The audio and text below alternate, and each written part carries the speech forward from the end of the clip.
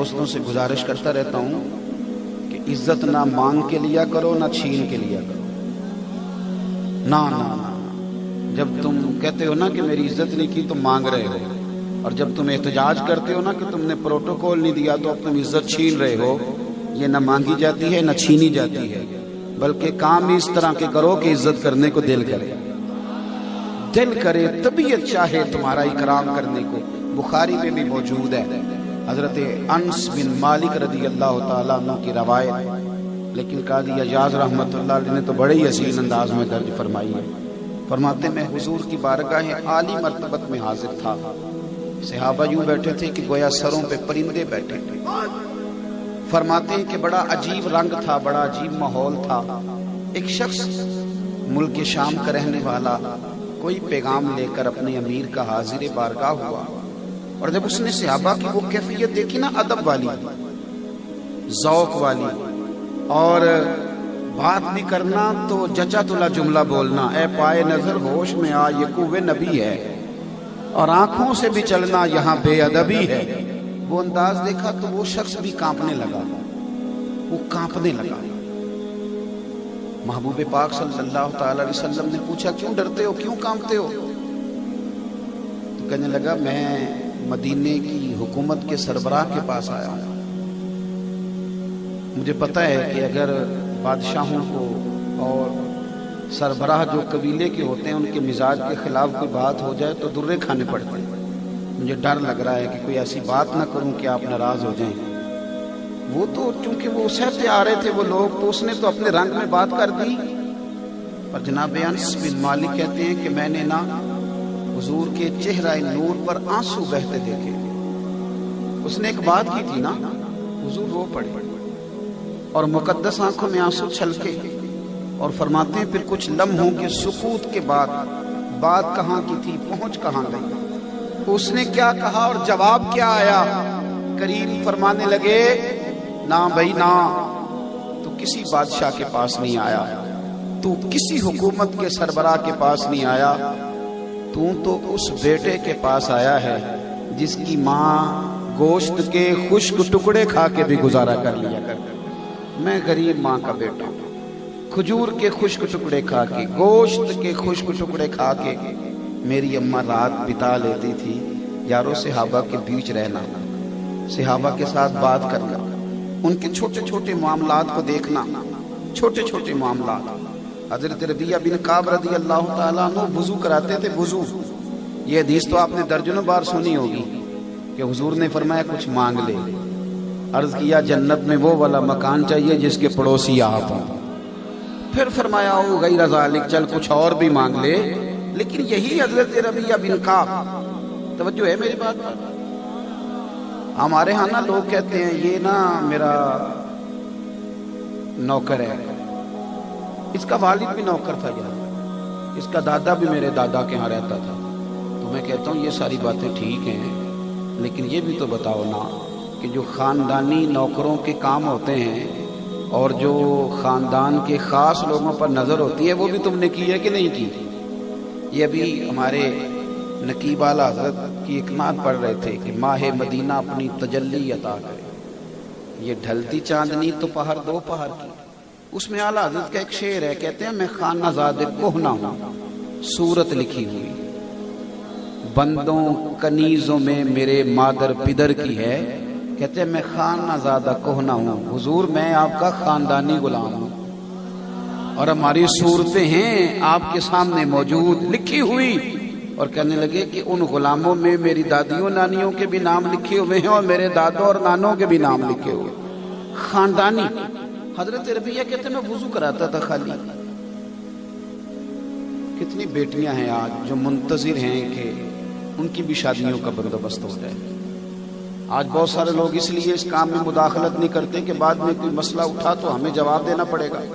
فرماتے ہیں میں وضو کراتا تھا، رات کو سرکار نے فرمایا کہ تم شادی کیوں نہیں کرتے؟ میں نے عرض کی حضور میں نہیں چاہتا کہ کوئی ایسا کام کروں کہ آپ کی خدمت سے رہ جاؤں، اور ویسے بھی حضور نہ میں خوبصورت ہوں نہ مال و دولت ہے، کون اپنی بیٹی کا نکاح میرے ساتھ کرے گا؟ کہتے ہیں سرکار خاموش ہو گئے. اگلی رات پھر وضو کے لیے حاضر بارگاہ ہوا تو تو فرمانے لگے نکاح کیوں نہیں کرتے؟ میں نے پھر عرض کی یا رسول اللہ صلی اللہ علیہ وسلم، ایک تو میں کوئی ایسا کام نہیں کرنا چاہتا کہ خدمت سے مانے ہو، اور دوسرا یہ کہ نہ میرے پاس مال و دولت ہے، نہ حسن و جمال ہے، کون اپنی بیٹی بیائے گا؟ کہتے ہیں یہ کہہ کر میں باہر نکلا تو میرے اپنے ہی اندر سے آواز آئی، یار تو کتنا نادان ہے، حضور کو جواب دیتا ہے اور سرکار کو بتاتا ہے باتیں، ان کو بتاتا ہے جنہیں اللہ تعالیٰ نے پہلے ہی سارا کچھ بتا دیا ہوا ہے، جن کے پاس ساری خبریں پہلے سے موجود ہیں۔ بس اگر کل حضور نے کہا نہ نکاح کیوں نہیں کرتے تو چپ کر کے کہہ دینا سرکار جیسے دل کرتا ہے کر دیں۔ کہتے ہیں وہی ہوا، سرکار نے پوچھا، توجہ ہے میری بات پر، ہم کیا انتظار کریں گے کہ اب سارے کام وزیر صاحب ہی کریں گے؟ ہر غریب کا مسئلہ حل آ کے کوئی منسٹر ہی کرے گا؟ ایم این اے اور ایم پی اے ہی آئیں گے؟ ان بیچاروں کے تو اپنے بڑے معاملات بگڑے رہتے ہیں، روز اسمبلیوں میں کوئی نہ کوئی نئی بیعت چھڑی رہتی ہے، وہ اس تہاری سے فارغ ہوں گے تو کچھ اور کریں گے، کاغذ قلم لیے بیٹھے ہیں، رات کو ایک اینکر نے بھی بلانا ہے، اس نے بھی بڑے تابڑ توڑ سوال کرنے، انہوں نے بھی جواب دینے۔